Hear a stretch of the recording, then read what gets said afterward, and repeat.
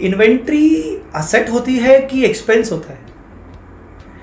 Inventory asset तब होती है जब तक वो अल्टीमेट सेल ना हो जाए या फिर अल्टीमेटली कंज्यूम ना हो जाए।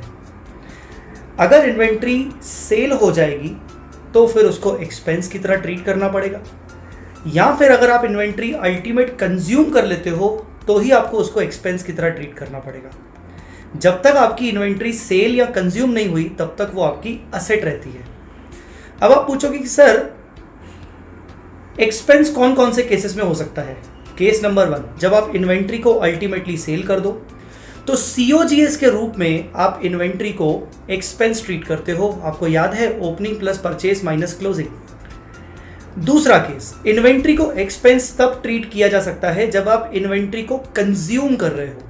लेट अस से आप एक प्रॉपर्टी प्लांट एंड इक्विपमेंट मतलब फिक्स असेट को सेल्फ कंस्ट्रक्ट कर रहे हो और आप उसमें अपना इन्वेंट्री पुट कर रहे हो, इन्वेंट्री आप उसमें कंज्यूम कर रहे हो, तो कहीं ना कहीं आप इन्वेंट्री का कॉस्ट कैपिटलाइज करोगे पीपीई में और वो डेप्रीसिएशन के रूप में आपके पीएनएल में एक्सपेंस ट्रीट की जाएगी। जब आप उस पीपीई के ऊपर डेप्रीसिएशन लगाओगे तो डेफिनेटली वो एक्सपेंस माना जाएगा।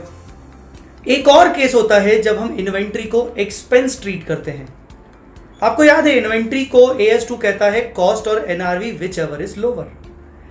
तो अगर कॉस्ट 100 रुपए है और एनआरवी 90 रुपीज है, आपने इन्वेंट्री परचेज किया था 100 रुपए पे, अब आप ईयर एंड पे इन्वेंट्री को 90 रुपीज पे मेजर कर रहे हो, मतलब अल्टीमेटली आप 10 रुपीज का लॉस बुक कर रहे हो।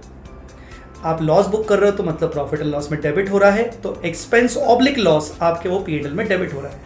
सो कुल मिला के इन्वेंट्री 3 तरीके से आपके पीएनएल में एक्सपेंस या लॉस की तरह ट्रीट होती है। पहला, जब इन्वेंट्री सेल हो जाए सीओजीएस के रूप में। दूसरा, जब इन्वेंट्री को आप कैपिटलाइज करो पीपीई में तो डेप्रीसिएशन के रूप में एक्सपेंस होता है। फिर तीसरा, जब आप इन्वेंट्री को मेजर करो एनआरवी पे तो जो रिडक्शन होता है उसको लॉस के रूप में आप पीएनएल में दिखाते हो।